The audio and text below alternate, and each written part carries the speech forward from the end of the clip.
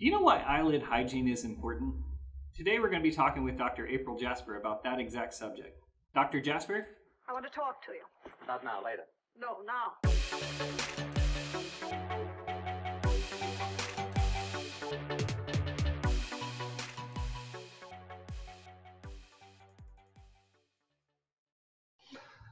All right. Well, good morning. Today we're going to be talking with Dr. April Jasper of Advanced Eye Specialists in West Palm Beach, Florida. Dr. Jasper, thanks for being with us.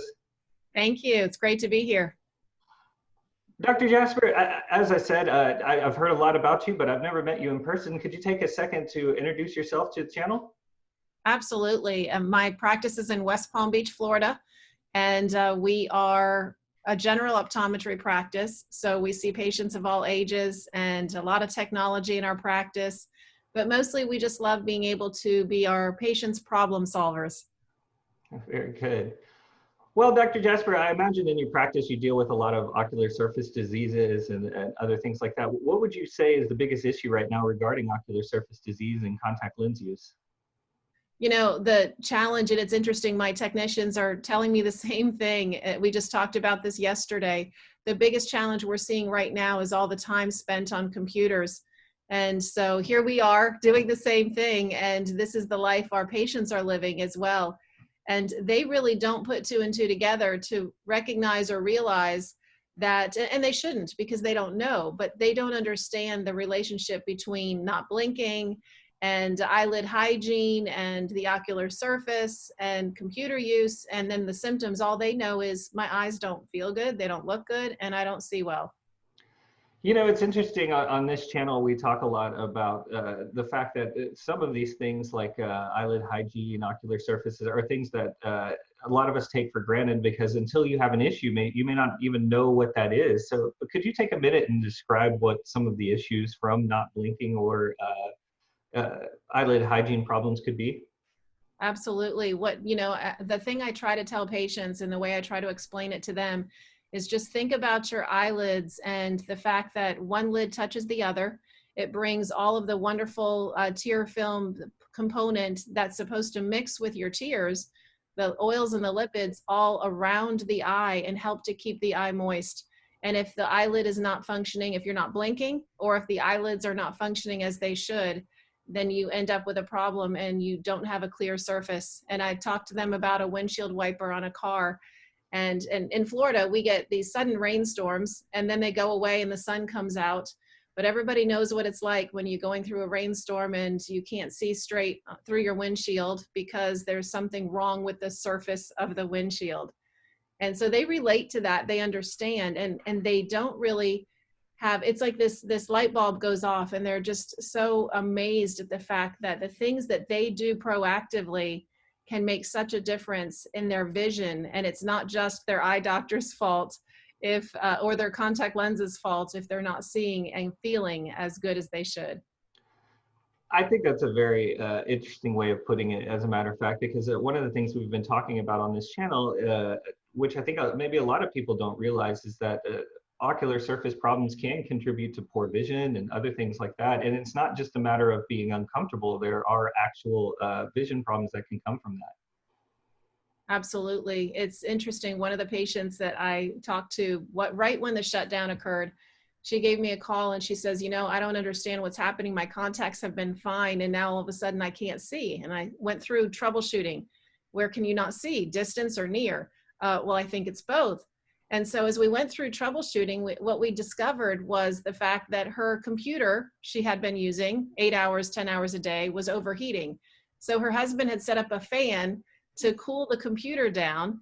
And this fan had caused significant drying, and I can't see her in the office then. I didn't have the ability to talk to her in face-to-face in person, but being able to just talk on the phone and understand what her work situation was, and then being able to talk to her about how she needs to proactively, first of all, eliminate the fan, get the environment set up correctly, but let's talk about your eyes, your eyelids, which you can do every single day to maintain a clean and clear ocular surface. I think one of the things you touched on there was not being able to visit with patients. And I would imagine that was certainly because of COVID. What ways has your practice been impacted by COVID?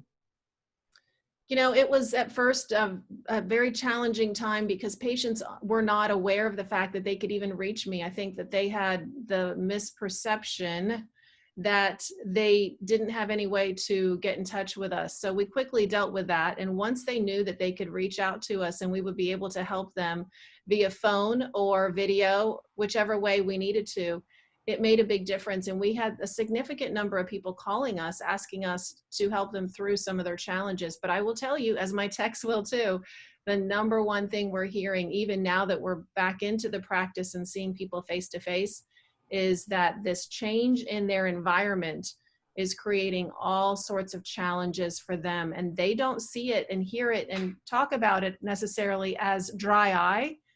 They talk about it many times as blurred vision. So it's really kind of interesting to see how this big term of my vision's blurry has now, it's been so important for us to be able to dive down and get really in the nitty gritty of, okay, what's happening in your environment that's helping to create the challenge with your eyes.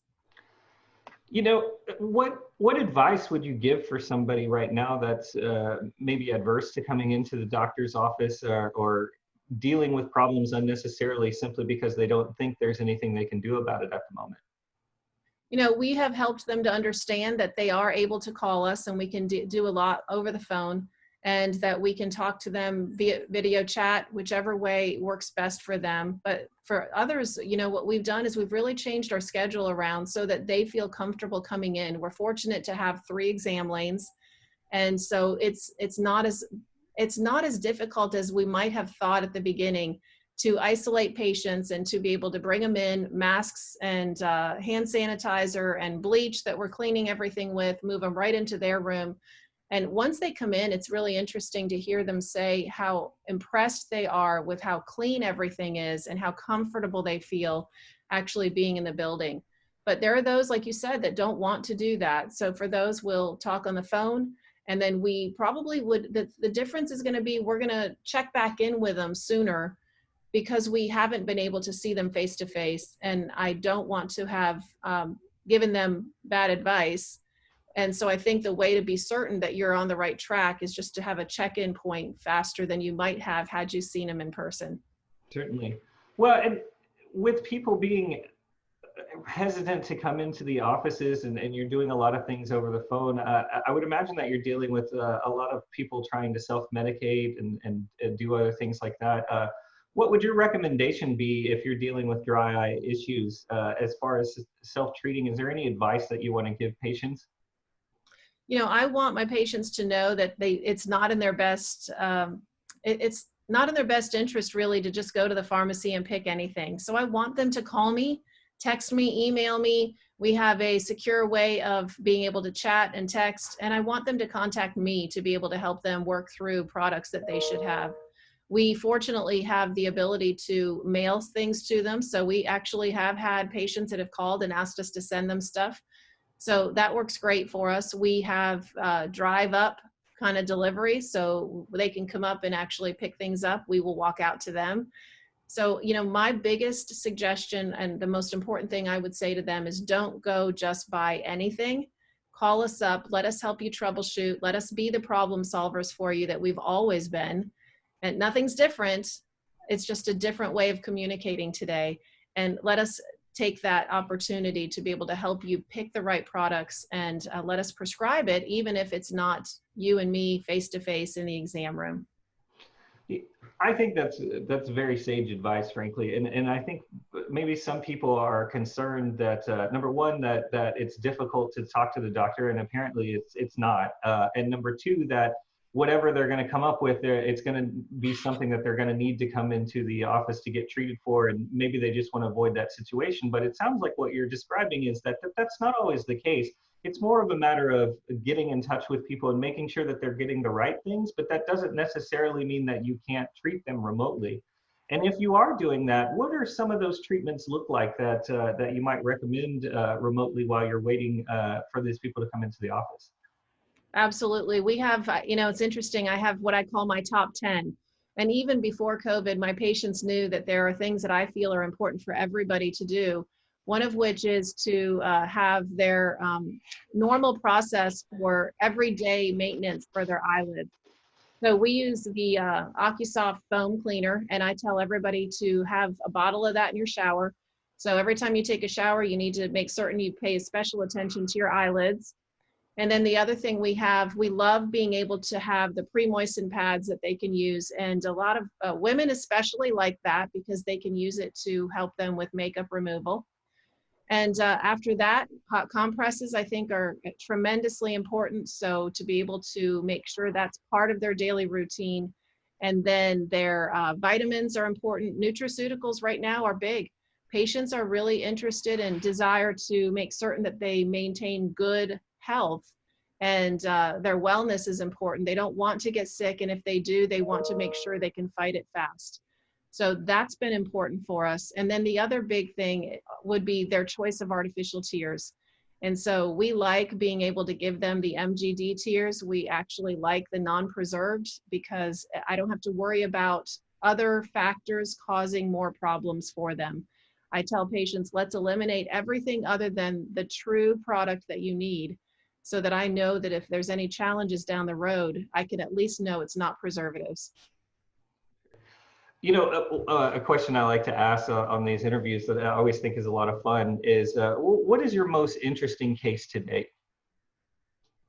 You know, the one I told you about with the fan, believe it or not, that was kind of crazy because I didn't figure it out right away. So the patient that had the fan blowing on her computer to cool it down, I didn't figure it out until we probably went through 5 minutes of questioning. And it's amazing. I call it, I don't know if you've heard of the concept of the 5 whys, but in Florida, we teach a class called medical errors. And one of the things that's tremendously important in that is root cause analysis.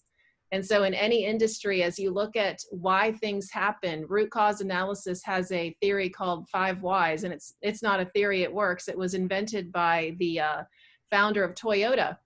And so basically the concept is, in order to get to the root cause of a problem, it requires you to ask why 5 different times. And then finally, the last one is the one that helps you to know where you're at. And so I jokingly say, it turns out our kids knew all along the right way to go about this. Yes, and my children love to ask why. So that they maybe, I'll tell you what, if you have a problem diagnosing, you can call my kids. They'll ask a million questions and you'll get exactly what you need. Exactly. Well, Dr. Jasper, as we're wrapping up here, is there anything that you think people need to know right now dealing with COVID and dealing with all of these issues? Is there anything specifically that you'd like people to know right now?